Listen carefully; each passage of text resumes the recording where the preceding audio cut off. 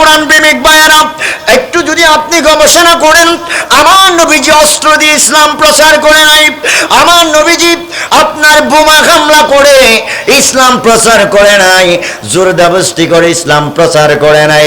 রাসূলুল্লাহ প্রত্যেকে পড়ুন সাল্লাল্লাহু তাআলা আলাইহি ওয়াসাল্লাম ইসলাম প্রচার করার জন্য আল্লাহ পাকের কোরআনুল কারীম তেলাওয়াত করেছেন। নবীজি আমার ভাইয়েরা, নবীজি যখন কোরআন তেলাওয়াত করতেন কতই না মধুর লাগতো। আরে আমার বড়টার আশিক রাসূল মায়েরা, আজকে আপনাদের ইমাম সাহেব যদি কোরআন তেলাওয়াত করে আপনাদের কত ভালো লাগে, ঠিক কিনা বলেন? খতিব সাহেব যদি কোরআন তেলাওয়াত করে আপনার কতই না মধুর লাগে, আপনার কতই না ভালো লাগে। চোখ দুটো বন্ধ করে একটু চিন্তা করুন, আজকে আপনার ইমাম সাহেবের কোরআন তেলাওয়াত যদি এত সুন্দর হয়, আজকে আপনার খতিব সাহেবের কোরআন তেলাওয়াত যদি এত সুন্দর হয়, যার উপরে কোরআনুল কারীম নাজিল হয়েছে, যার উপর কোরআনুল কারীম অবতীর্ণ হয়েছে, ওই নবীর কোরআন তেলাওয়াত কেমন ছিল? জোরে বলুন আল্লাহু আকবার। আমার নবীজি কাফেরদের কষ্ট দিয়ে নয়, নবীজি কোরআনুল কারীমের তেলাওয়াত দিয়ে দ্বীনের পথে দাবিত করেছেন। আল্লাহর প্যারা নবীর কোরআন তেলাওয়াতে তো মধু ছিল। ও আমার ভাইয়েরা, একটু কোরআন তেলাওয়াত করুন না। বিসমিল্লাহির রহমানির রহিম। আর রহমান আল্লামাল কুরআন খলাকাল ইনসান আল্লামাহুল বায়ান আশ-শামসু ওয়াল কামারু বিহুসবান ওয়ান নাজমু ওয়াশ-শাজারু ইয়াসজুদান। কোরআনে মধু আছে না নাই? জোরে বলুন আছে না নাই? আল্লাহর প্যারা নবী বলে, উম্মত আমার নবীজি ডাক দিয়ে বলে, উম্মতের আমি রাসূলুল্লাহ কোরআনুল কারীম দিয়ে দ্বীনের পথে মানুষকে আহ্বান করেছি। সেই জন্য কিয়ামত পর্যন্ত আমার রাসূল বলে দুনিয়ার জমিনের মধ্যে প্রত্যেক মানুষরা বাপ-দাদারা দুনিয়ার জমিনের মধ্যে সম্পত্তি রেখে যায়। সম্পত্তি রেখে যায় কিনা? আপনার বাবা আপনার জন্য সম্পত্তি রেখে গেছেন, ওই সম্পত্তি রেখে যাওয়া সম্পত্তির ওয়ারিশ হচ্ছে আপনি, ঠিক কিনা বলেন? আপনাদের বুঝাচ্ছে কথা? আমার বাবা যদি সম্পত্তি রেখে যায়, আমার বাবার সম্পত্তির ওয়ারিশ হচ্ছি আমি। এভাবেই আমার নবী বলে, উম্মতেরে প্রত্যেক মানুষ সম্পত্তির ওয়ারিশ রেখে যায়, আর আমি রাসূল এক ধরনের ওয়ারিশ রেখে যাচ্ছি। সেই ওয়ারিশ দুনিয়ার দুনদুন সম্পত্তি নয়, দুনিয়ার খানেখানি সম্পত্তি নয়, কড়া গন্ডা সম্পত্তি নয়। নবী বলে, আল উলামাউ ওয়ারাসাতুল আম্বিয়া।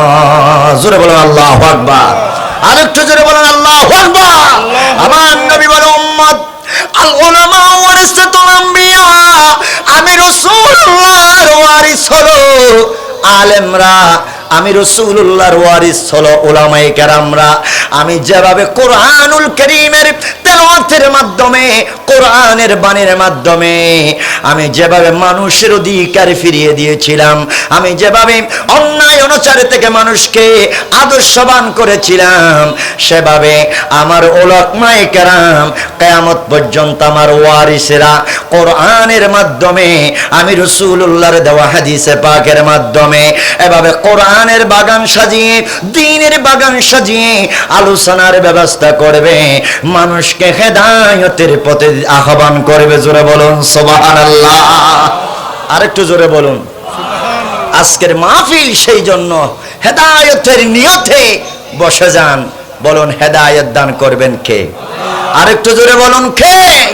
রাসূলের আদর্শ আমাদেরকে ধারণ করতে হবে। নবীজির আদর্শ যখন আপনি যখন অন্তরের মধ্যে লালন পালন করবেন, ইয়া রাসূলুল্লাহ আপনি আপনার উম্মতদেরকে জানিয়ে দিন, ইয়া হাবিবাল্লাহ আপনি আপনার উম্মতদেরকে বলে দিন না, আমি আল্লাহ পছন্দ করি না সুদকে, আমি আল্লাহ পছন্দ করি না ঘুষকে, আমি আল্লাহ রাব্বুল আলামিন আমার বান্দা সুদ খাবে, ঘুষ খাবে, এটা আমি আল্লাহর পছন্দনীয় নয়।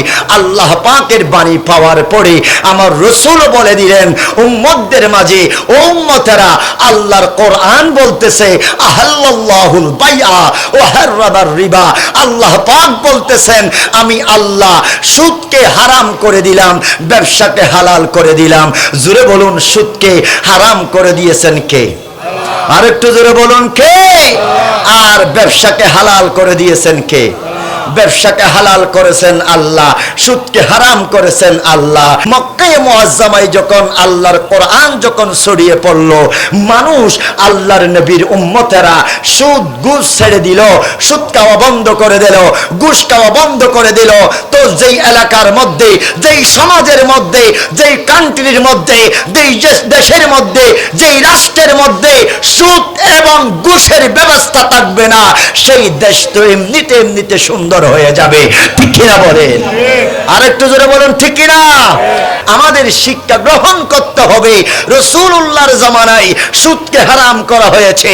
আমরা যদি সত্যিকারের নবীর উম্মত দাবি করে থাকি, আমরা যদি নবীর উম্মত বলে স্বীকার করে থাকি, আমরা যদি নবীর উপর ঈমান এনে থাকি, আমরা যদি কিতাবুল্লাহর প্রতি ঈমান এনে থাকি, আমরা যদি আল্লাহ রাব্বুল আলামিনের প্রতি ঈমান এনে থাকি, তাহলে আমাদেরকে অবশ্যই সুদকে বর্জন করতে হবে। যেই সমাজের মধ্যে সুদ থাকবে না, সেই সমাজের মধ্যে রহমত বর্ষণ নাজিল করবেন কে? আরেকটু জোরে বলুন, কে? আপনাদেরকে কষ্ট হচ্ছে? আমি আমার বিষয়ের আলোকে যাওয়ার চেষ্টা করতেছি বাবারা, কারণ আমরা বুঝি না, আমরা সুদ খাই, অথচ সুদ যে হারাম। তো যেই সমাজে সুদ থাকবে, সেই সমাজ কি কখনো সুন্দর হবে? সেই সমাজ কি কখনো ভালো কিছু আশা করা যাবে? সেই সমাজ থেকে ভালো কিছু আশা করা যাবে না। আমরা যদি সত্যিকারের নবীর উম্মত হয়ে থাকি, আমরা যদি আমার নবীকে মেনে থাকি, আমরা যদি আল্লাহর কোরআনকে মেনে থাকি, আমরা মনে মনে প্রতিজ্ঞা করব, আল্লাহ যদিও বা আগে খেয়েছি, এখন আর খাবো না, কারণ আপনার কোরআন তো নিষেধ করেছেন সুদ খাওয়া হারাম, সুদ খাওয়া হারাম। আল্লাহ আমি সুদ আজকে থেকে ছেড়ে দেব, আমরা সুদকে ছেড়ে দেব, ব্যবসা করব, বাণিজ্য করব। আমরা ব্যবসাকে যেহেতু আল্লাহ হালাল বলেছেন, আমরা ব্যবসা করব, সুদ থেকে বিরত থাকবো। ঠিক কিনা বলেন? আল্লাহ পাক প্রত্যেককে বোঝার তৌফিক দান করুন, বলুন আমিন। আরেকটু জোরে বলুন আমিন।